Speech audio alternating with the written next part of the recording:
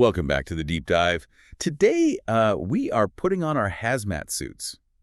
Metaphorically, of course. Right, yeah, definitely metaphorically. It is a bit of a war zone today, though. It really is. We are stepping into a microscopic war zone, tackling what I honestly think of as a tale of two viruses. If this were, a comic book or a movie, these two would absolutely be the arch villains of the mucosal world. Oh, absolutely. It's a fascinating study in contrasts. I mean, we are looking at two pathogens that they couldn't be more fundamentally different in how they're constructed. Structurally speaking, they are opposites, yet they are both absolute masters of their respective domains. Right, one rules the air and the other basically rules the gut. Exactly. The lung and the gut. So we're framing this deep dive as the two arch villains. On one side of the ring, you have the king of the lungs, the coronavirus, and on the other, the undisputed king of the gut, the norovirus. And for the learner joining us today, whether you are a medical student prepping for your boards or honestly just someone fascinated by the microscopic things actively trying to kill us, our mission here is really specific. We are not just going to rattle off a list of textbook facts for you to memorize. No, not at all. We are building a functional mental model. We are using Murray's Medical Microbiology, specifically Chapter 47, as our structural backbone for this deep dive. But to really flesh out the nuances, we're layering in the deep factual details from Jawet's, Melnick, and Edelberg's Medical Microbiology, pulling from parts 37 and 41. And the golden thread for today, the concept I want you to anchor everything to, is this. Structure dictates transmission. That is the absolute mantra for today. Structure dictates transmission. We want to answer the why. Like, why does one of these viruses need a nice, moist sneeze to spread from person to person, while the other can literally survive inside a steamed oyster or just hang out on a dry door handle for weeks? The oyster fact, that one always stays with people. It's honestly a stuff of nightmares. It is genuinely terrifying, and I apologize in advance, but we are probably going to ruin shellfish for everyone by the end of the hour. But before we get to the villains themselves, I want to set the stage a bit. You mentioned the mucosal world earlier. Why do we group these two together in that way? Like, why are the lungs and the gut the primary battlegrounds here? Well, it's a great question to start with. Just think about your body's defenses. You have your skin, right, which is this incredibly thick keratinized armor. It's dry, it's tough, it's acidic. It is really hard for a microbe to breach intact skin. Unless you get a cut or something. Right, exactly. But inside your body, your lungs, your gastrointestinal tract, your nasal passages, you have mucosa. And this mucosa is basically a single layer of epithelial cells. It has to be thin because its job is to exchange oxygen or absorb nutrients. You can't have thick armor there. So structurally, it's the weak point in the castle wall. It is the soft underbelly of the human body. And to protect it, your immune system covers it in mucus, basically sticky slime, and floods it with IgA antibodies. So any virus that wants to infect you in these areas has to be a highly evolved specialist. It has to navigate the slime, dodge the immune patrol, and somehow breach that fragile single layer of cells. Exactly. And coronavirus and norovirus have evolved two completely different yet incredibly successful structural strategies to conquer these wet, vulnerable surfaces. Okay, so we have the battlefield mapped out. Let's meet the first combatant. Part 1 of our deep dive, the fragile giant, the coronavirus. I love that name. Fragile giant is just the perfect descriptor. Biologically speaking, when we talk about coronaviruses, we are looking at an absolute beast of a virus, but one with a very significant exploitable weakness. Let's start with the visual, because I think everyone has a mental image of this now thanks to the pandemic. But if I'm looking at this thing under an electron microscope, what am I actually seeing? Walk me through the textbook description. Sure. So you are seeing a sphere, and it's roughly 120 to 160 nanometers in diameter. Crucially, it is an enveloped virus. And enveloped means? It means it's wrapped in a lipid bilayer. It's a fatty membrane that it literally stole from the host cell it just infected. It wraps itself in our own cell membrane as it exits.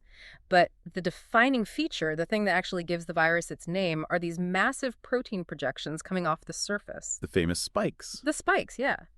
They are huge for a virus, about 20 nanometers long, and they're shaped kind of like clubs or petals. And because they are widely spaced around that spherical envelope, early virologists looking through those grainy old electron microscopes thought it looked like the solar corona, the glowing halo of plasma that surrounds the sun during a total eclipse. Hence, coronavirus. The crown virus. Exactly. Wow, it's an iconic look. But let's peel back the envelope, so to speak. We need to talk about the genome because this is a massive high-yield point for exams.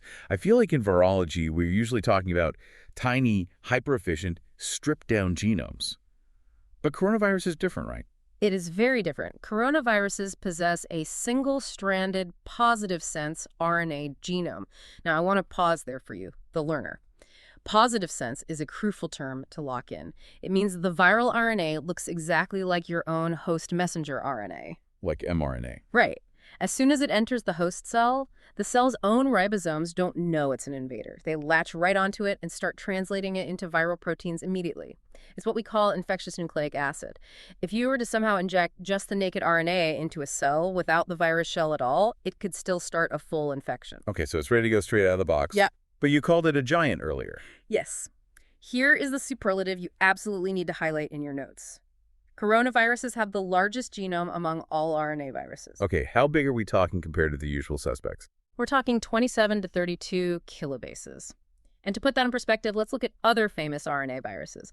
Poliovirus is about 7.5 kilobases. HIV is around 10.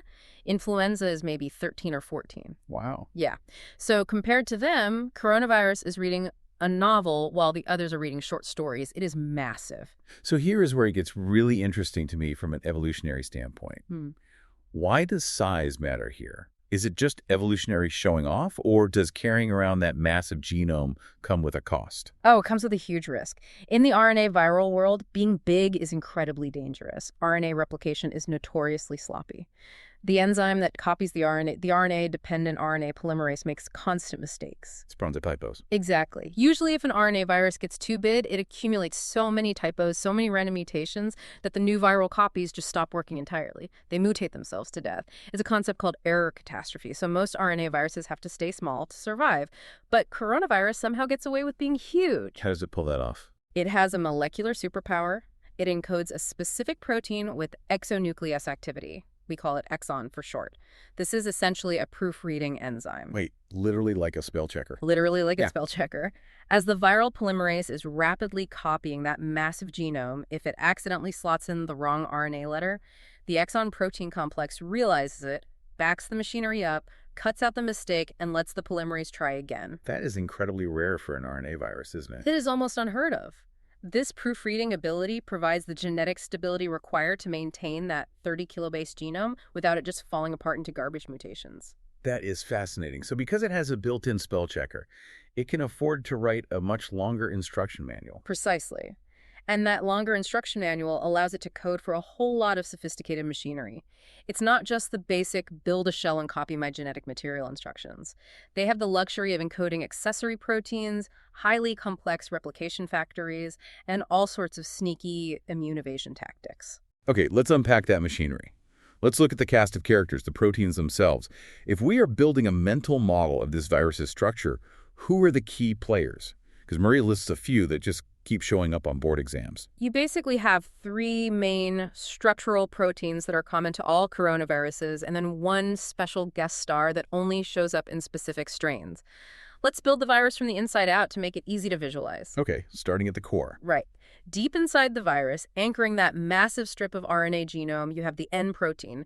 That stands for nucleocapsid protein. So N is the anchor. It is. It's a phosphorylated protein, roughly 50 to 60 kilodaltons in size. Its entire job is to bind to the RNA and neatly wind it up, protecting that vital genetic material from being degraded by enzymes. If you didn't have the N protein, that giant 30 kilobase string of RNA would just tangle up on itself or snap in half. Got it. So N for nucleocapsid and N for no tangles, moving outward from the core. Now we hit the envelope, the fatty skin of the virus. Embedded right into this lipid bilayer, you have the M protein or membrane glycoprotein. What's the M protein doing? I like to think of the M protein as the manager or the construction foreman. It's actually the most abundant protein in the whole virus particle. It spans across the lipid membrane. On the inside of the virus, it physically interacts with the nucleocapsid, and on the outside, it interacts with the base of the spikes. That's the bridge. Exactly. It is the structural glue that pulls the inside and the outside together to force the host lipid membrane to curve into that nice spherical shape. Without the M protein, you don't get a neat sphere, you just get a floppy, useless mess of fat. The foreman doing the heavy lifting. And then we get to the absolute celebrity of the group, the S protein. The spike. This is the big one, literally and figuratively. It's a huge, heavily glycosylated protein, around 180 to 220 kilodaltons. This is the petal we see on the outside, and its function is completely critical. It binds to the specific receptor on the human cell and then mediates membrane fusion. I really want to visualize this fusion process. It's not just like two pieces of Velcro sticking together. Yeah, it's more active than that. Oh, it's a highly dynamic mechanical process. Right. Think of the spike protein like a complex spring-loaded harpoon. It is divided into two main functional subunits, S1 and S2. Okay. S1 is the head of the harpoon. Its job is to reach out and grab the host receptor, for instance, the ACE2 receptor we hear so much about with SARS-CoV-2. Once S1 grabs that receptor, it acts like a trigger. The protein undergoes this dramatic conformational shape change. And what does that shape change do? It exposes the S2 subunit, which is the actual harpoon part. S2 forcefully shoots out, physically pierces the human cell's membrane, and then essentially folds back on itself, violently pulling the viral envelope and the human cell membrane together until they crash into each other and merge. It forces them to melt into one another. Exactly. And the viral RNA dumps straight into the human cell. So without that S protein harpoon, the virus is completely locked out. It can't get in. And because it's the most exposed part of the virus sticking way out there, I assume it's also the main target for our immune system. It is the primary target for neutralizing antibodies. When we are talking about vaccines or acquired immunity after getting sick, we're almost always talking about your immune system learning to recognize the shape of the S protein and coating it with antibodies so the harpoon can't fire. Okay, that makes perfect sense. Now, you mentioned a special guest star protein earlier. This is a detail I feel like a lot of students gloss over, but exam writers love to use it to differentiate the strains. Yes, you have to know about the HE protein, the hemagglutinin esterase. Now, that sounds exactly like something from the influenza virus. We always hear about H&M proteins when people talk about the flu. It is actually functionally very similar to the proteins found in the influenza C virus, and it has two distinct jobs, just like the name implies. First, the hemagglutination part. It has the ability to bind to sialic acid residues on red blood cells, which causes them to clump together in a lab test. That's the H. Okay, but it's the second part that's really relevant for infection, right? Right, the E part, the esterase. It's an enzyme. It effectively acts like a pair of molecular scissors. What are the scissors cutting? It specifically cuts acetyl groups off of those sialic acid molecules. And to understand why a respiratory virus needs scissors, you have to think about where it lives. The human respiratory tract is covered in a thick layer of mucus, and that mucus is incredibly sticky and purposefully packed full of decoy sialic acid receptors. So it's a trap. It's a massive trap. The virus flies in, lands in the mucus, binds to a decoy receptor, and gets stuck. Then those tiny hairs, the cilia in your lungs, sweep the mucus up and you swallow it or cough it out. The virus never even touches a real cell. Unless it has the scissors. Unless it has the scissors. The esterase activity allows the virus to snip itself free from those decoy receptors in the mucus. It cuts the trap, freeing itself to swim deeper through the slime layer until it finally reaches the actual epithelial cells underneath. That is an incredible evolutionary adaptation, just snipping its way through the defense grid. But here is the key differentiator for the learner listening right now. Do all coronaviruses have these scissors? No, they absolutely do not, and that's the exam trick. You do not find the HE protein in SARS-CoV, and you don't find it in MERS-CoV. You find it specifically in the human coronavirus OC43 strain, as well as some animal coronaviruses. Okay, let me repeat that to make sure it sticks. If you are reading a question stem about a coronavirus that exhibits hemagglutinin esterase activity, you are likely dealing with the OC43 strain. You are not dealing with the major pandemic strains we usually focus on. Precisely. It's a definitive marker for that specific lineage, which is the beta coronavirus lineage A. Well, while we're on the topic of distinguishing strains, let's quickly map out the taxonomy. We always hear about alpha and beta coronaviruses. How do we cleanly split these up in our mental model? Think of it like a family tree with two main branches that affect humans. In the alpha genus, you have the human pathogens known as 229E and NL63.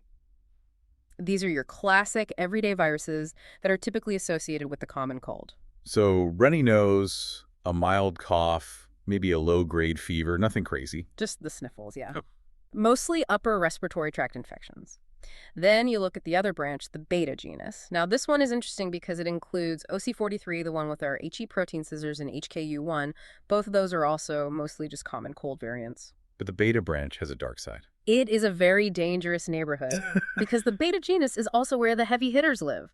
This is the genus that houses SARS-CoV, MERS-CoV, and of course, SARS-CoV-2. So the beta neighborhood is this weird mix of mild annoyances and severe lower respiratory tract killers. That seems like a vital distinction for clinical context. It really is. And looking at those severe respiratory pathogens brings us full circle back to the concept of the fragile giant.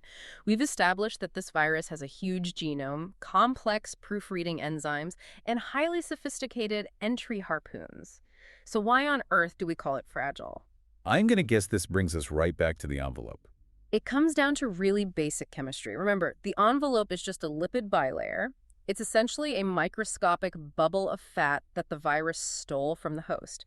And biologically speaking, lipid envelopes are actually quite wimpy. They are incredibly sensitive to environmental stressors. Like drying out. Desiccation destroys them rapidly, yes. They are also highly sensitive to heat, acidic environments, and most importantly, detergents. This is exactly why soap works so well, isn't it? I remember back in 2020, every public health official in the world was saying, wash your hands with soap for 20 seconds. What is chemically happening to the virus during those 20 seconds? I love explaining on this because it's so elegant. Think of the viral envelope like a smear of soft butter on a dinner plate. If you run plain cold water over that butter, the water just slides right off. The butter stays totally intact. Because oil and water don't mix. Right. But if you add a drop of dish soap, the chemistry changes. Soap molecules are amphipathic. That means one end of the soap molecule loves water and the other end loves fat. So the fat-loving end attacks the butter. It violently wedges itself right into the viral membrane, the butter, and as you rub your hands together, the soap molecules pry the lipid bilayer apart. It literally dissolves the structural integrity of the virus's outer skin. And once that fatty skin dissolves, the whole thing falls apart. The spike proteins just float away because they were anchored in that fat. The M protein falls apart. The N protein and that massive RNA genome are suddenly exposed to the elements and quickly degraded. The virus is completely neutralized. It's dead. Yeah, because it's an enveloped virus, it basically requires wet, moist physiological conditions to survive transit between hosts, like respiratory droplets. Yes, transmission absolutely requires closer contact. Large droplets, sneezes, coughs, close talking.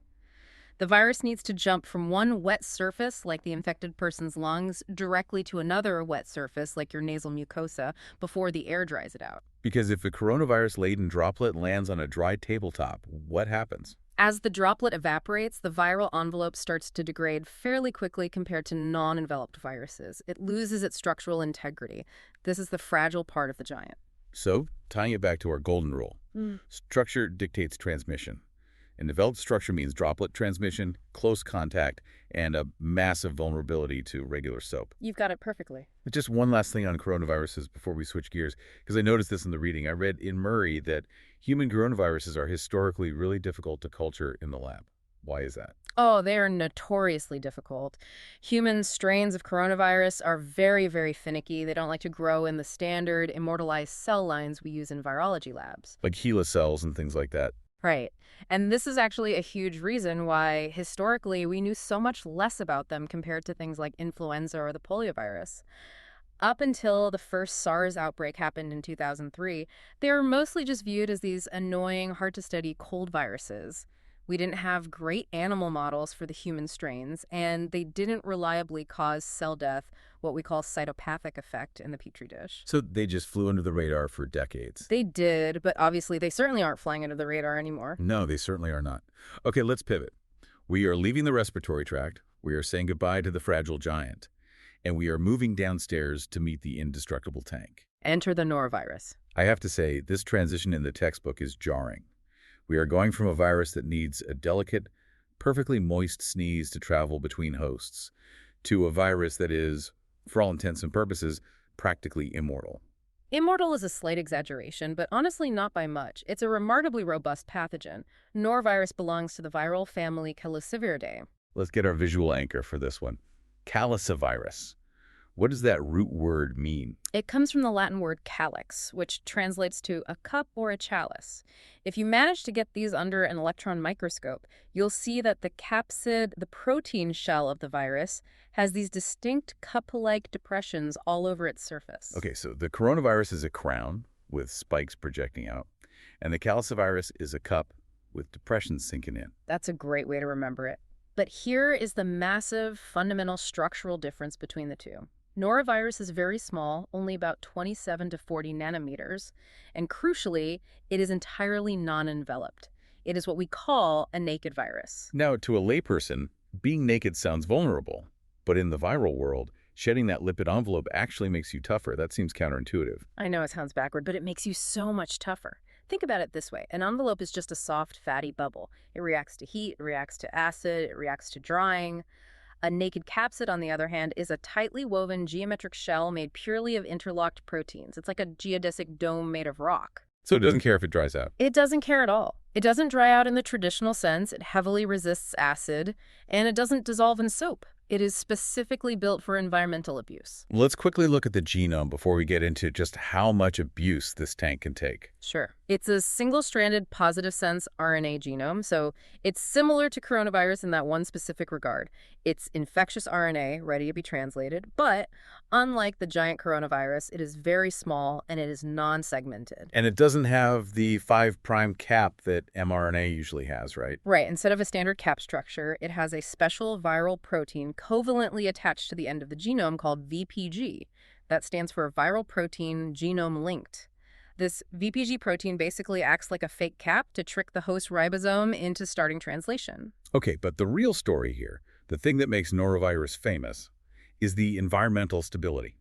I called it a tank. Convince me. Give me the stats. Okay, let's put this tank through a stress test. Let's start with heat. You can heat a norovirus particle to 60 degrees Celsius, which is 140 degrees Fahrenheit, and it survives just fine. Wait, 140 Fahrenheit? That is hotter than the hot water coming out of my tap. That is basically the internal temperature of a medium rare steak. Exactly. So simply washing dishes in warm, soapy water in a restaurant isn't going to cut it if norovirus is on the plate. Next up, let's look at chemicals.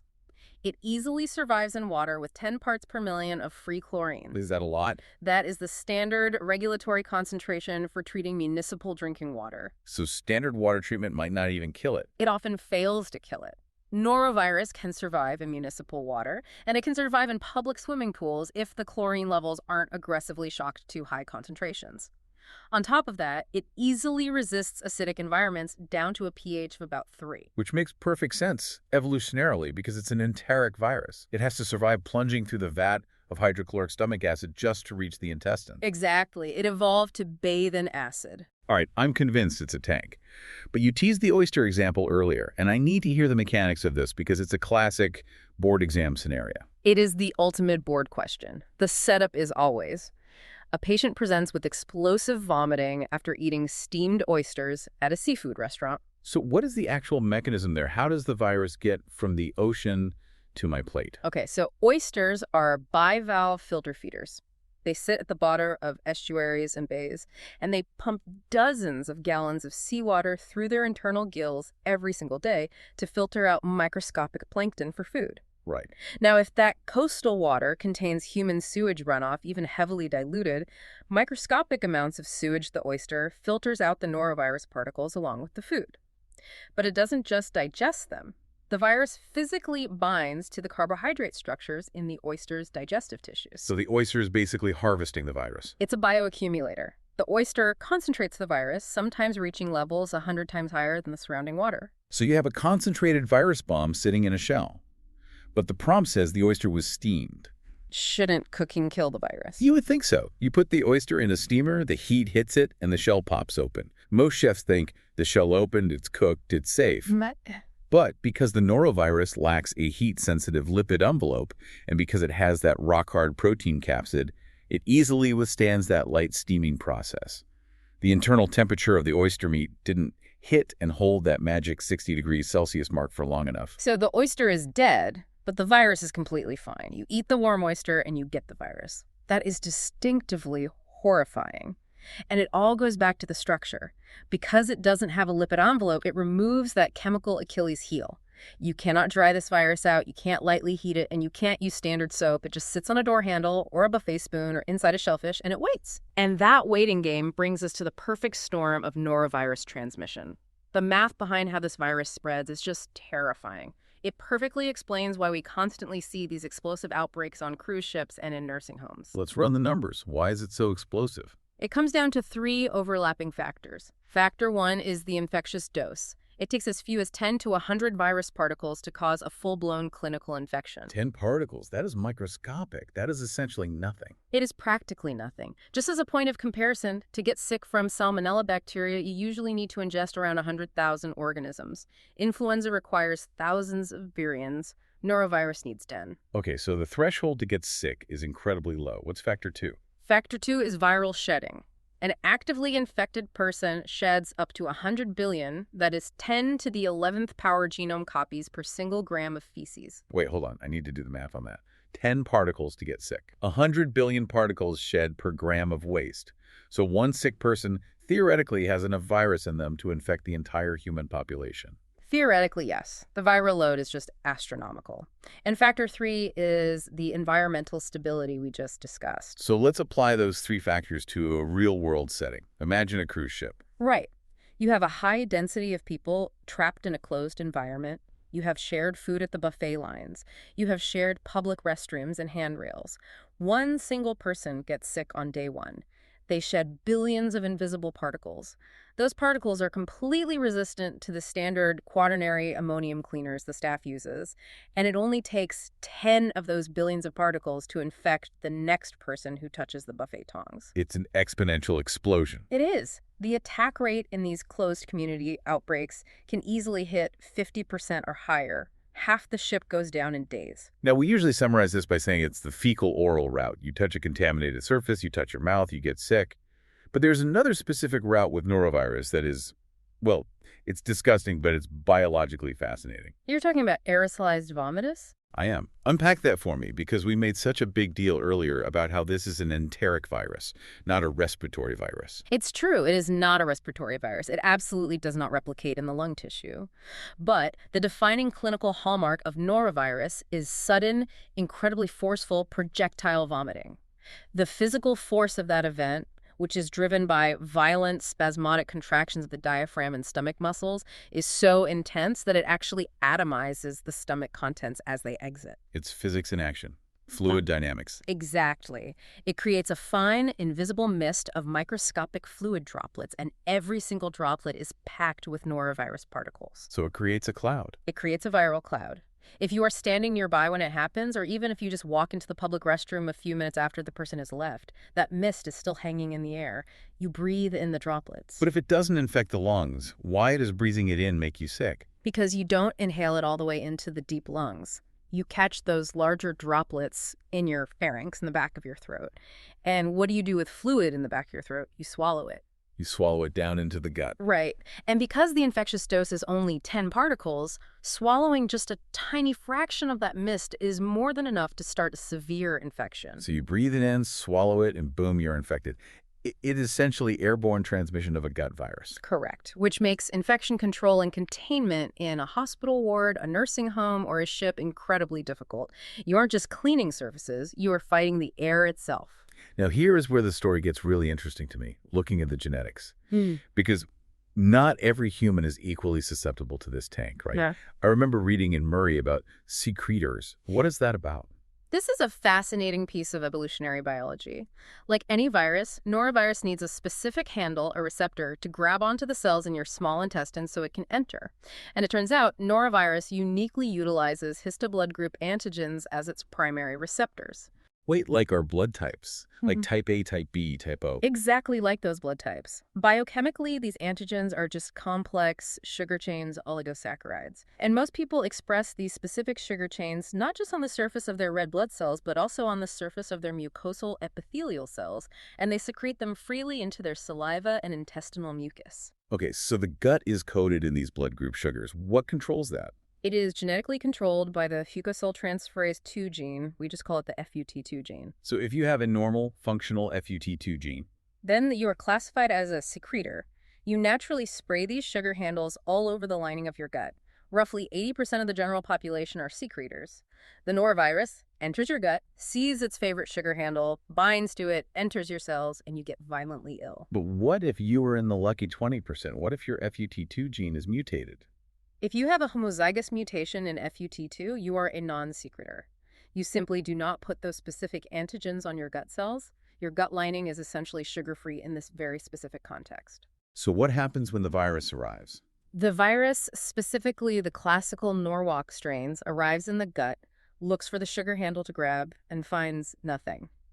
The wall is completely smooth, it cannot bind, it just slides right through your system, and you remain perfectly healthy. You are genetically resistant to the infection. That is wild. So you could be on that plague-ridden cruise ship, eating the exact same contaminated steamed oysters, breathing in the exact same aerosolized bathroom air as your spouse, and you walk away completely fine just because you won a genetic lottery ticket. Essentially, yes, you are immune by omission. Though I do have to give a clinical disclaimer here because the virus is actively evolving. Some of the newer strains of norovirus have started finding alternative ways to bind to other receptors, or they adapt to utilize weaker, different sugars, so that non-secretor resistance isn't an absolute bulletproof shield anymore. But generally speaking, non-secretors are significantly less likely to suffer from symptomatic norovirus disease. Speaking of the different strains, we should mention the genogroups quickly just so the learners recognize the nomenclature. Right. The norovirus genus is divided into multiple genogroups, but the ones you need to care about, the ones that infect humans, are genogroups GI, GII, and GIV. And which one is the main troublemaker? The absolute boogeyman of global outbreaks is GII.4. That's genogroup 2, genotype 4. If you look at epidemiological data, this specific genotype has caused the vast majority of massive worldwide norovirus outbreaks since the late 1990s. And does GII.4 stay the same, or is it a moving target? Oh, it is definitely a moving target. It undergoes constant antigenic drift. It's like the flu virus. Exactly like the flu. The viral RNA polymerase makes mistakes, the amino acid sequence of the outer capsid protein mutates slightly over time, and the physical shape of the virus surface changes. That slight shape change allows it to easily escape the neutralizing antibodies your immune system made during your last norovirus infection. So the immunity doesn't last. No, it doesn't. That's why you can get norovirus again and again and again throughout your entire life. Natural immunity is not lifelong. Studies show it really only lasts maybe 6 months to 2 years before a new drifted strain can infect you again. That is depressing. Okay, so we've thoroughly met the villain of the lungs and the villain of the gut. We've seen their structural armor, we understand their weapons, and we know how they spread. Now let's talk about what actually happens when they successfully attack a patient. Part 3 of our deep dive. Clinical patterns and comparison. Let's focus on the norovirus clinical presentation first, which has historically been called winter vomiting disease. Why winter? Does the virus actually care about the cold? Not directly, no. It's similar to why the flu peaks in winter. People are forced indoors, they are crowded together in poorly ventilated spaces, windows are closed. It just perfectly facilitates that explosive close quarters transmission we talked about earlier. And the symptoms. Walk me through the timeline. The incubation period is incredibly rapid. Usually 24 to 48 hours after you swallow those oysters, it hits you. And it hits you like a freight train. You get severe nausea, abdominal cramps, watery diarrhea, and often a low-grade fever. But the absolute hallmark, the clinical feature that really distinguishes norovirus from other common agents of gastroenteritis is the sheer prominence of the vomiting. I really want to do a mini deep dive on the vomiting itself because the mechanism is fascinating. Why does this specific virus make you throw up so violently compared to, say, a mild food poisoning? What is the actual physiology there? It's a beautifully complex neurogastric reflex. When the norovirus infects the epithelial cells of your small intestine, it causes localized cellular damage and inflammation. That damage acts as a trigger for specialized cells in your gut lining called enterochromaffin cells. Okay, what do? They dump massive amounts of serotonin into the surrounding tissue. Wait, serotonin, 5-HT. Isn't that the happy neurotransmitter in the brain that antidepressants target? It is the exact same molecule. But down in the gut, serotonin is not about mood. It is a chemical alarm signal that basically screams, "Get this poison out of me immediately." The released serotonin binds to 5-HT3 receptors located on the terminals of the vagus nerve, which innervates the gut.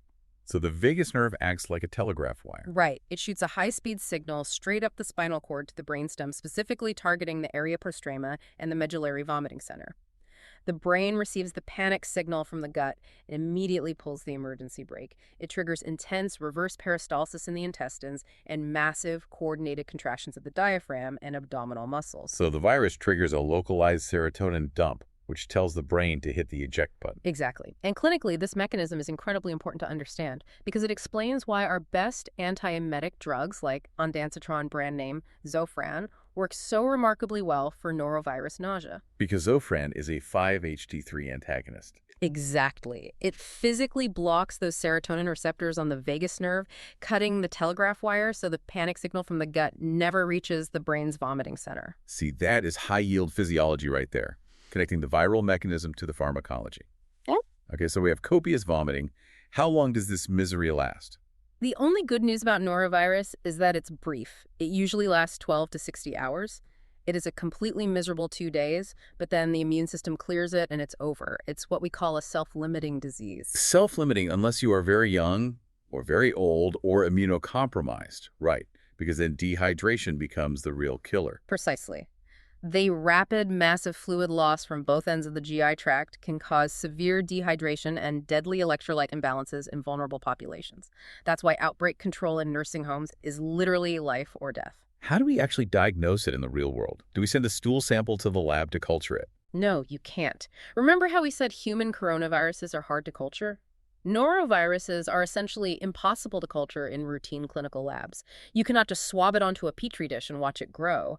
We do not have a simple, reliable cell line that supports its growth. So if we can't grow it, how do public health officials know an outbreak is norovirus? In a fast-moving outbreak scenario, epidemiologists rely on clinical suspicion using something called the Kaplan criteria. It's a 4-part checklist. What are the criteria? Number 1, stool cultures for common bacteria are negative, so you rule out Salmonella, Shigella, Campylobacter. Number 2, vomiting is a prominent symptom in more than 50% of the affected patients. Number 3, the average incubation period is roughly 24 to 48 hours. And number 4, the average duration of illness is roughly 12 to 60 hours. So it's a process of elimination combined with symptom pattern recognition.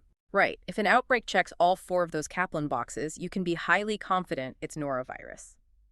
Now, for definitive laboratory confirmation, the gold standard is RT-PCR. We use molecular techniques to detect the viral RNA directly from the patient's stool sample. I want to pause the norovirus train right here and build a really vital comparison model for the learners.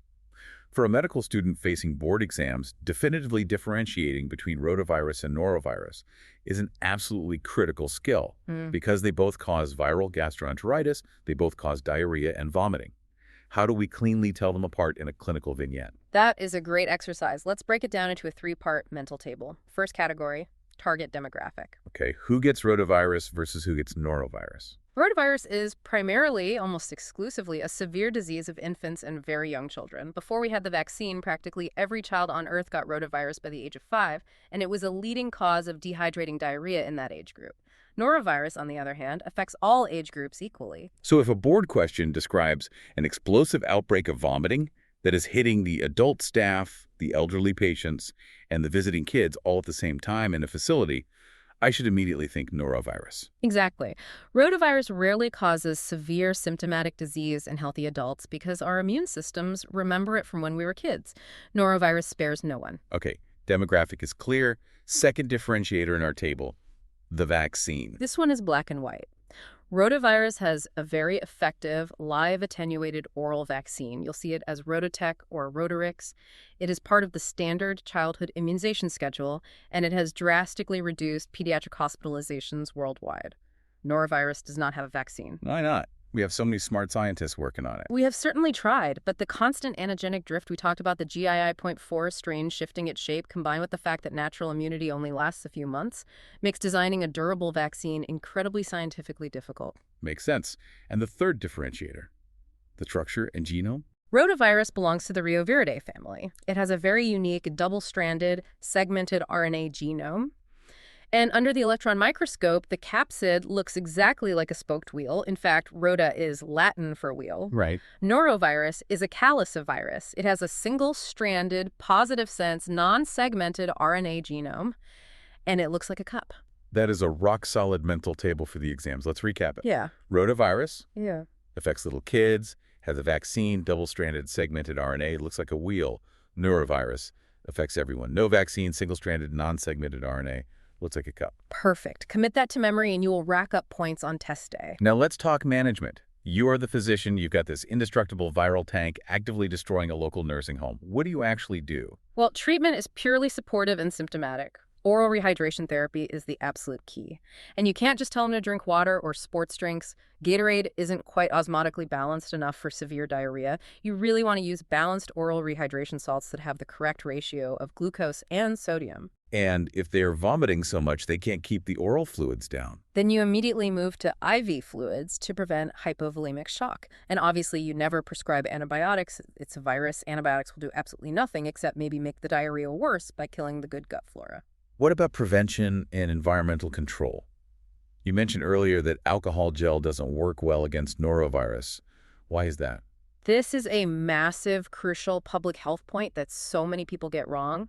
Alcohol-based hand sanitizers, like Purell, work by chemically disrupting and denaturing lipid membranes. So they are fantastic for enveloped viruses like coronavirus or the flu. Exactly. The alcohol melts the butter envelope. But remember, norovirus is naked. It does not have a lipid membrane to disrupt. The alcohol just sits on top of that rock-hard protein capsid and does absolutely nothing. It just laughs at the hand sanitizer. It practically enjoys it. To remove norovirus from your hands, you absolutely must use old-fashioned soap and warm water. But wait, earlier you said soap doesn't kill it either? It doesn't kill it. But you aren't trying to kill it chemically on your hands. You are trying to physically, mechanically wash it off your skin and flush it down the drain. The friction of rubbing your hands, combined with the surfactant properties of the soap lifting the dirt and virus off the skin, physically removes the threat. Friction and running water are your only defense. And what about cleaning environmental surfaces, like the cruise ship bathroom? Standard quaternary ammonium wipes, the ones hospitals often use for everyday cleaning, frequently fail to penetrate that tough capsid. You have to luke it with bleach. Sodium hypochlorite, you need a strong, harsh, oxidizing agent to chemically shatter that protein shell. And I imagine isolation of the patients is critical too. How long does someone need to be quarantined? This is the tricky part. Peak viral shedding occurs during the first few days of acute illness, but patients can continue to shed infectious virus in their stool for up to 2 weeks, and sometimes much longer if they are immunocompromised, long after they feel completely healthy. 2 weeks. So they feel fine, they go back to work, and they're still a biohazard. Exactly. That is precisely why food handler education is so huge. Public health guidelines mandate that food service workers must stay home for a minimum of 48 to 72 hours strictly after their symptoms completely stop. One sick chef who returns to work too early and makes a large batch of raw salad can single-handedly infect hundreds of patrons. Because the salad isn't cooked. The virus just waits on the lettuce. And wearing food prep gloves actually gives a dangerous false sense of security if the worker isn't washing their hands properly with soap and water before putting the gloves on. Just a cascading failure of hygiene. Before we wrap up the main content, I have to ask you about a trivia nugget I found hidden in the source material. It's about rabbits. Oh, yes. Rabbit hemorrhagic disease virus, or RHDV. It is a brilliant, terrifying little virus. It's actually a calicivirus, so it's a direct cousin of our human norovirus. But instead of causing gastroenteritis, it causes rapid, lethal internal bleeding and liver necrosis in rabbits. It sounds awful. Why is it in the medical textbook? Because of its history as a biological control agent. Back in the 1990s, the Australian government was dealing with a massive ecological crisis caused by an overpopulation of invasive wild European rabbits. They were destroying the landscape. So scientists were studying RHDV in a high-security quarantine facility on an island off the coast of Australia to see if they could use it. To intentionally infect the rabbit. Right.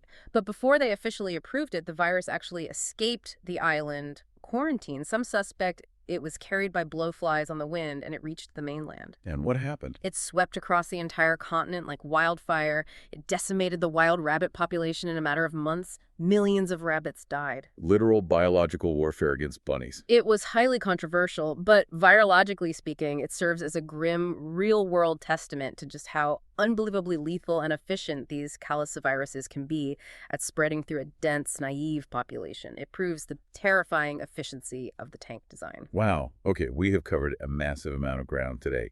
Let's try to bring it all back together for the learner in the outro. I think if you take absolutely nothing else away from this entire deep dive, remember the structural dichotomy we've built. Let's summarize the coronavirus side of the ledger. It is the fragile giant. Right. Structurally, it is enveloped with large spike proteins that look like a solar corona. Genomically, it has the largest positive sense RNA genome of any RNA virus, and it prevents itself from mutating to death using the exon proofreading enzyme. Clinically, it transmits primarily via respiratory droplets and close contact. And its fatal weakness is that lipid envelope, which makes it highly vulnerable to drying out and being dissolved by ordinary hand soap. Spot on. And then you have the other side of the ledger, the norovirus. It is the indestructible tank. Structurally, it is completely naked, non-enveloped, with a tough, cup-like calyx surface. Its genome is a small, non-segmented, positive sense RNA.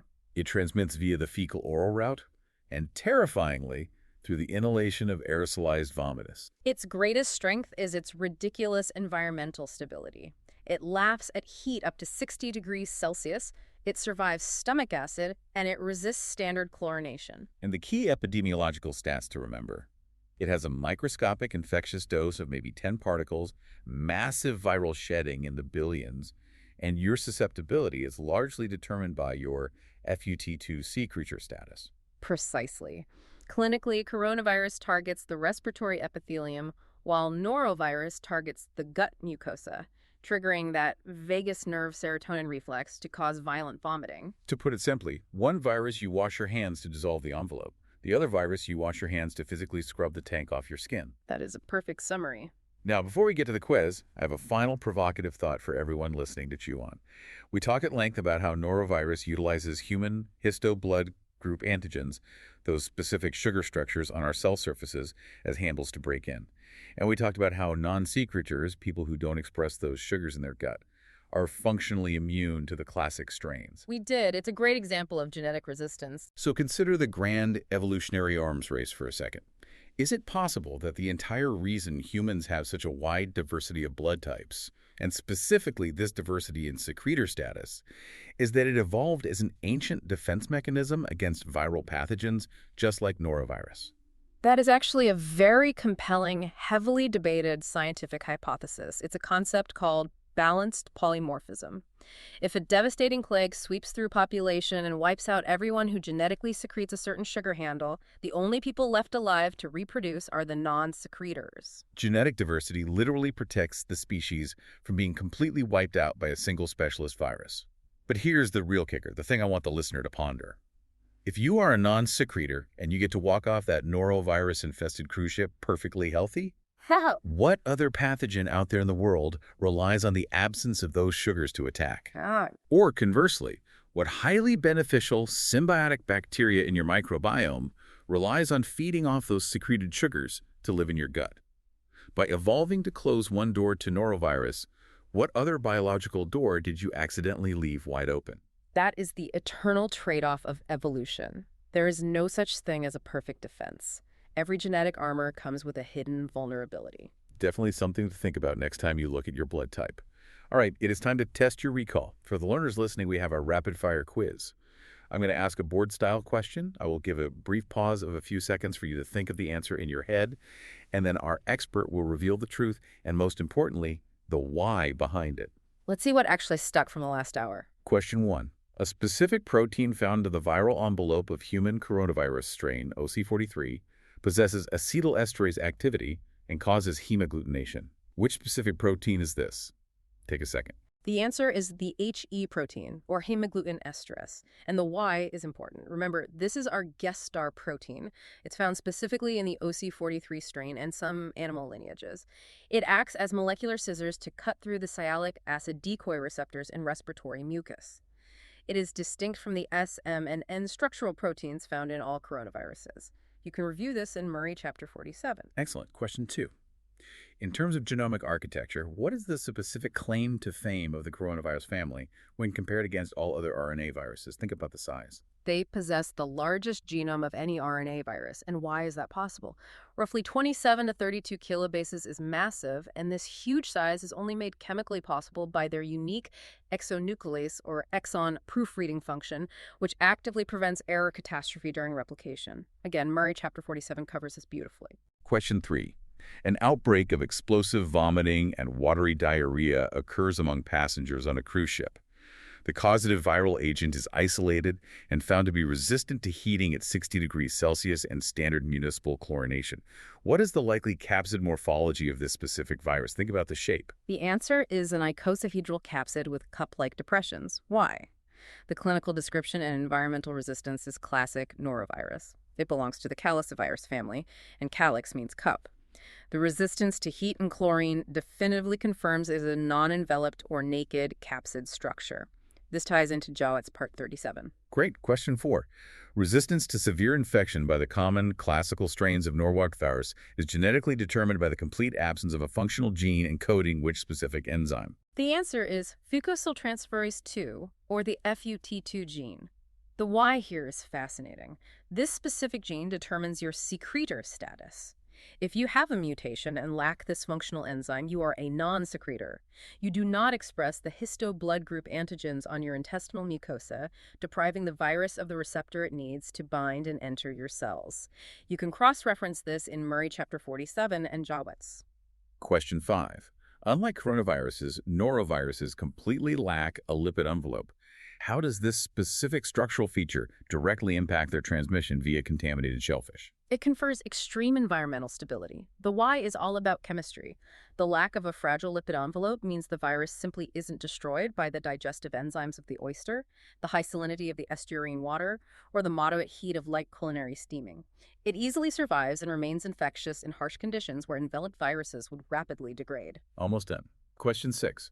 Which coronavirus structural protein is primarily responsible for the solar corona appearance under microscopy and serves as the main target for host-neutralizing antibodies? That would be the S protein, the spike glycoprotein. Why? These are the massive petal-shaped projections sticking out of the envelope. They mechanically mediate receptor binding and membrane fusion, making them the most physically exposed and critical target for the host's immune system to attack. And the final question. Regarding viral epidemiology, how does the age distribution of symptomatic norovirus infection significantly differ from that of rotavirus? Take a couple seconds to picture the mental table we built. Norovirus affects all age groups equally, whereas rotavirus is primarily a severe disease of infants and young children. The why behind the epidemiology. Natural immunity or modern vaccination protects older kids and adults from severe rotavirus disease. Norovirus, however, has multiple genogroups and undergoes rapid antigenic drift, combined with very short-lived natural immunity, meaning adults continually get reinfected throughout their entire lives. Awesome. How did you do out there? If you missed any of those, or if the mechanisms felt fuzzy, don't stress. Just go back, open the book, and review Murray chapter 47 to consolidate the knowledge. And as you review, just keep reminding yourself, whether it's a delicate spiked crown or an indestructible cup, structure always dictates transmission. Thanks for diving in with us today. We will see you on the next one. Stay curious, everyone.